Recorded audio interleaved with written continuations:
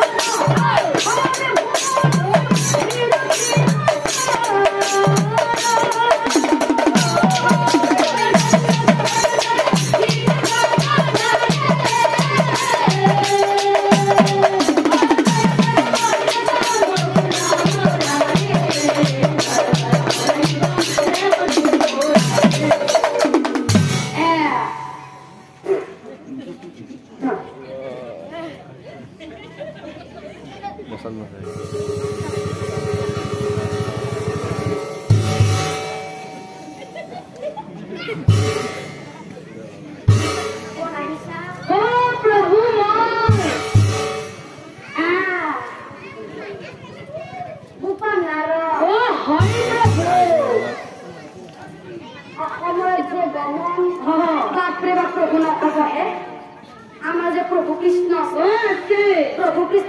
साংঘাতিক জ্বৰ উঠিছে আৰু তেওঁ যেনে কিবা ঔষধ লাগে সেইটো হৈছে ভকতৰ পৰা চলি তোমাৰ অলপমান দিয়া প্ৰভু কৃষ্ণৰ কাৰণে মই লৈ যাওঁ তো ভকতৰ পৰা ধৰি লাগে লাগে প্ৰভু কৃষ্ণ উঠিছে ভকতৰ পৰা ধৰি লাগে মই ভকত চকত নেকি ভকতৰ পৰা ধৰি লাগে ভকতৰ পৰা গুচি যাব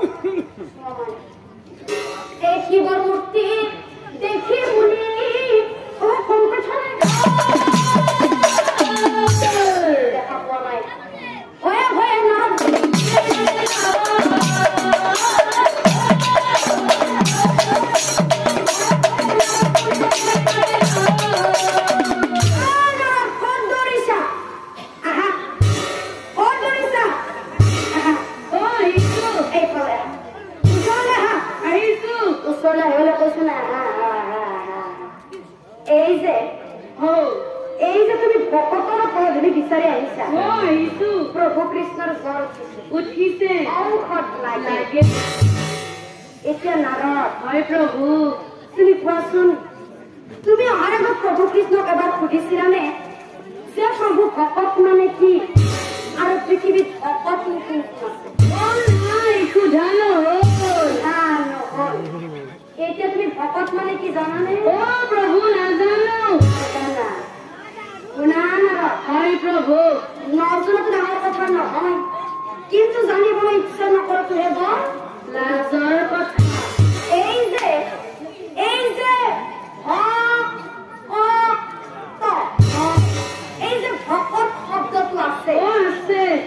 ভকত শব্দটো আছে এই ভকত শব্দটোৰ অৰ্থ বহুত দীঘলীয়া নহয় বহুত দীঘলীয়া এতিয়া প্ৰভু তুমি কোৱাচোন এই ভকতৰ প্ৰথম আখৰটো কি আছিলে প্ৰথম আখৰটো আছিলে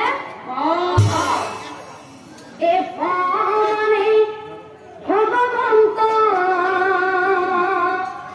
যাক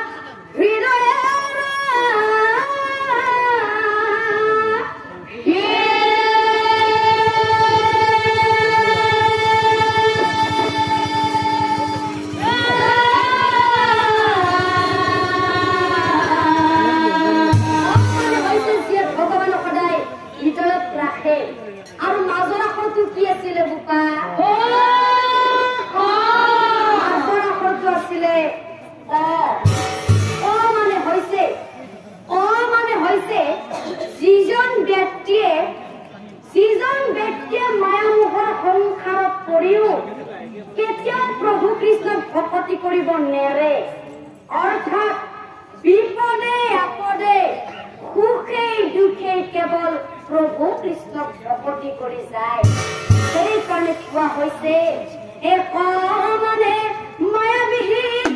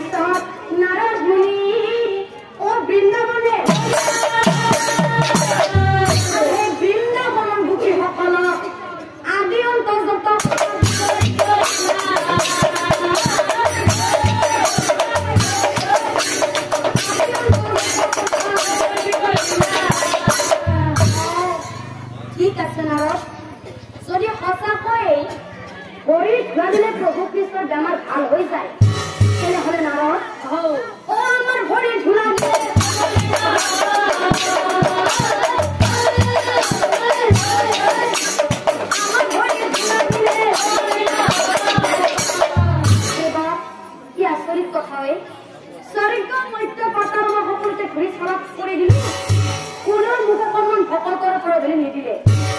আৰু এতিয়া মোক এই বৃন্দাবনৰ গোপীসকলে দিব ভালে মই এতিয়া প্ৰভু কৃষ্ণৰ চব লাজত কৰিবলৈ দিয়া নহয় আৰু দিয়া সকল দিয়া দিয়া যদি লৈ যাওঁ